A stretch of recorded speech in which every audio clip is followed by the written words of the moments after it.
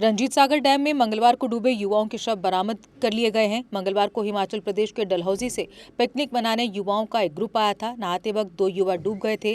तत्काल rescue operation भी शुरू कर दिया गया था, लेकिन उनका पता नहीं चल पाया था। बुधवार सुबह ही सर्च ऑपरेशन लॉन्च किया गया। इस दौरान दोनों युवाओं के शव बरामद कर लिए गए। मृतकों की पहचान 19 वर्षीय साहिल और 20 वर्षीय गगन के तौर पर हुई है। बीते दिनों हिमाचल के 2 युवा जो थे वो पुरथू के रंजीत सागर झील में डूब गए थे। पहले दिन तो सर्च अभियान चलाया गया था, लेकिन कोई सुराग नहीं मिला। लेकिन दूसरे दिन जो है वो दोनों की बॉडीज फाउंड कर ली गई है और उसे उपजिला चिकित्सालय बसोली जो है पोस्टमार्टम के लिए भेज दिया गया है। क्या कोई जानकारी आ गई है, हम यहाँ के एडीसी बसोली से बात करेंगे। इसमें ऐसा था, कल पूरे 4 बजे के करीब जो 2 हमारे डलहौजी से जो बच्चे आए थे यहाँ सैर करने के लिए, इनका डूबने से मौत हो गई थी। उनमें से एक साहिल, जिसकी मॉर्निंग सुबह उसकी डेड बॉडी निकली थी, उसके बाद प्रॉपर उसका पोस्टमार्टम करके उसके पेरेंट्स को हैंड ओवर करके और वो जो डेड बॉडी थी हमने रेफ़र कर दी थी वहाँ उनके जो नेटिव जो उनका गाँव था। और दूसरी जो अभी मिली है, जो 4 बजे के करीब हमें पूरी मिली है, जो दूसरा गगन था। तो मैं इसमें देखता हूँ कि जो हमारी पुलिस थी वो टाइमली यहाँ पे पहुँच गई थी। उसके बाद एसडीआरएफ की टीम जो कल आ गई थी, उन्होंने सुबह अपने सर्च ऑपरेशन जो किया, उसके बाद सबसे जो ज़्यादा हमारी जो इसमें मदद की है, जो यहाँ पे हमने जो बोटिंग वाली जो हमने यहाँ पे डलहौजी वाले जिनको आउटसोर्स किया है, उनकी जो मिस्टिक वाले, उनका यहाँ पे पूरा हमें सपोर्ट रहा। और उन्होंने अपनी इमीडिएटली उन्होंने अपनी जो उसकी बोट थी वो जहाँ भेजी थी और सुबह कल भी और आज मॉर्निंग में भी चक्कर लगाए। इसमें थोड़ा डिले हुआ क्योंकि एक तो सुबह बारिश ज़्यादा थी और दूसरा जो मौसम था, हवा भी उसका रुख भी इसका तेज़ था, तो उसकी वजह से थोड़ी इसमें डिले हुई। तो मैं एक तो ये हमारी जो ये थी ऑपरेशन था, ये सफल रहा। और दुख तो है क्योंकि 2 नौजवान जो लड़के थे जिनकी डेथ हुई है। और उसके बाद दूसरा हम ये भी ऊपर वाले का शुक्रिया करते हैं कि जो डेड बॉडी वो मिल गई है, उसका प्रॉपर संस्कार करेंगे। आगे सर किस तरह से इसमें ऐसा है, पहले भी हम लेते हैं, हम लोग भी इसमें क्या करते हैं, हमारी एडमिनिस्ट्रेशन की तरफ से भी और पुलिस की तरफ से भी पूरी यहाँ पे हम थोड़ा सख्त रवैया अपनाएंगे इसको। और लोगों से भी हम यही अपील करेंगे कि वो जो लोग जो इस एरिया को जानते नहीं हैं वो भी इस पानी में चले जाते हैं। हालांकि जो लोकल हैं वो पानी से डरते हैं, उनको पता है कि पानी का कहाँ पे जो गहराई ज़्यादा है। तो मैं यही इसके लिए करूँगा, प्रॉपर इसके लिए स्टेप्स हम उठाएंगे। देखें आशीष जी, एक तो सबसे बड़ा है कि एक नौजवान मौत हुई है, 2 मौतें हो गई हैं और उनकी जो एज बताई जा रही है 20 से 22 साल के बीच में दोनों थे। ये तो बहुत दुखद समाचार है, लेकिन मैं इस दुख की घड़ी में तो सांत्वना ही दे सकते हैं और तो कुछ नहीं बोल सकते।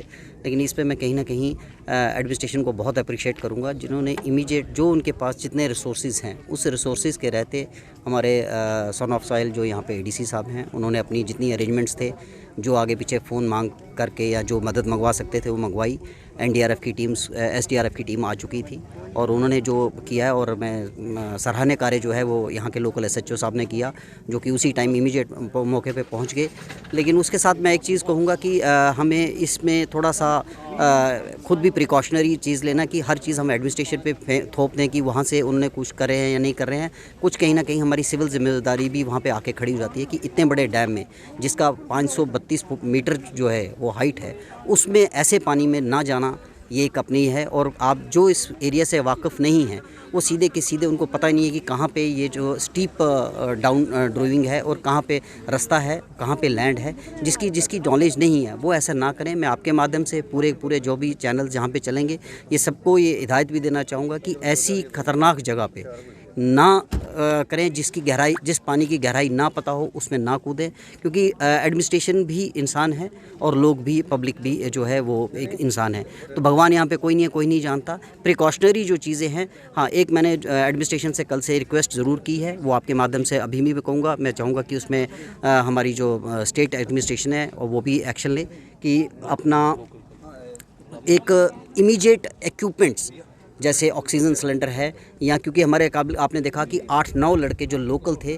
जिन्होंने कल कम से कम भी 3-3 घंटे पानी में रह के, जब तक कोई भी हमारे पास मदद नहीं आई थी, इन्होंने ही लोकल किया। ये चीज़ें हम लोकली मैनेज कर लें और लोकली मैनेज करके कम से कम इन चीज़ों को, ऐसा कोई हादसा हो उसको एकदम से हम रोक लगा सकें, जो कि आज ये मिसिंग हुआ, ये देखने को लगा कि क्योंकि जो कमी लगी वो इक्विपमेंट्स की कमी ज़रूर लगी।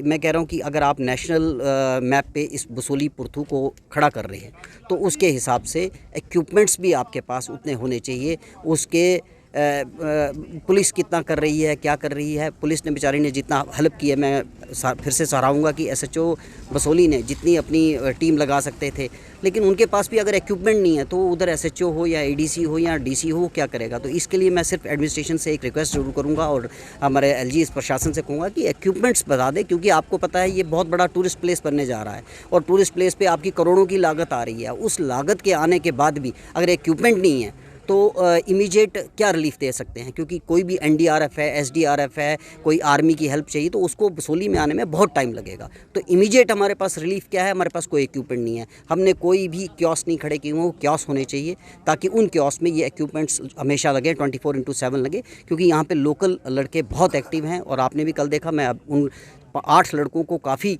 मतलब थपथपाऊँगा, पीठ थपथपाऊँगा, जिन्होंने 4 से 5 घंटे पानी में रहे हैं और बिना किसी इक्विपमेंट के, बिना किसी ड्राइविंग इक्विपमेंट जो पानी में उतरने के लिए चाहिए होती, उनके बाद भी किया है। तो मैं ये सारी चीज़ें दूँगा। मैं उनके हमारे जो लंबरदार हैं चमेल जी, उन्होंने भी कम से कम 55 साल की उम्र होने के बाद भी कम से कम भी कल 4 घंटे पानी में रहे हैं। तो ये सारी चीज़ें जो हैं ये सारी देखने में है। और मैं आपके माध्यम से प्रशासन को फिर से एक बार सराहने कार्य कहूँगा, जिन्होंने इतना सपोर्ट से ये सारी चीज़ें की हैं। और लोकल जो बसोली के हैं, ये आज आपने देखा कि भाईचारे का एक बहुत बड़ा उदाहरण भी देखने को मिला कि पूरी लोकल जितने भी थे वो सारे के सारे खड़े थे और उनकी दुख में आज हम उनके दुख की घड़ी में हम भी साथ में हैं। उनके परिवार को मैं भगवान से, उनके जो बेचारे इस टाइम भगवान के पास चले गए हैं 2 लड़के, उनकी आत्मा की शांति करूँगा। धन्यवाद। 30 के अथक प्रयासों के चलते इस बार फिर सुपर्ब 30 के स्टूडेंट्स ने लाया है बहुत अच्छा रिजल्ट। इनमें नीट और JK बोस परीक्षाओं में स्टूडेंट्स ने बेहतरीन प्रदर्शन किया है। इन बेहतर प्रदर्शन करने वाले स्टूडेंट्स ने ये साबित किया है कि सुपर्ब 30 जैसी कोचिंग आपको कहीं और नहीं मिल सकती। नीट, JEE और JK बोस यानी 12वीं कक्षा के परीक्षा परिणामों में बेहतर प्रदर्शन करने वाले बच्चों में लद्दाख के शुजात अली वजीर, डॉक्टर बशारत अयूब, मासूम फातिमा आदि कई ऐसे नाम हैं जिन्होंने सुपर्ब 30 कोचिंग पाकर बेहतरीन प्रदर्शन किया है। तो अगर आप भी बनना चाहते हैं डॉक्टर या इंजीनियर तो आ जाएं सुपर्ब 30 में। यहाँ आपको मिलेगी नीट, JEE एग्जाम्स की कोचिंग और 8वीं से लेकर 12वीं क्लास तक के स्टूडेंट्स के लिए स्पेशल कोचिंग क्लासेस। यहाँ पर 50 से लेकर 90% तक की मिल सकती है स्कॉलरशिप, जिसकी कुछ ही सीट्स बाकी रह गई हैं। वहीं 10 दिन की फ्री डेमो क्लास भी आपको सुपर्ब 30 की क्वालिटी एजुकेशन से रूबरू करवाएगी। जम्मू कश्मीर की खबरों के लिए जुड़े रहिए JK अपडेट के साथ।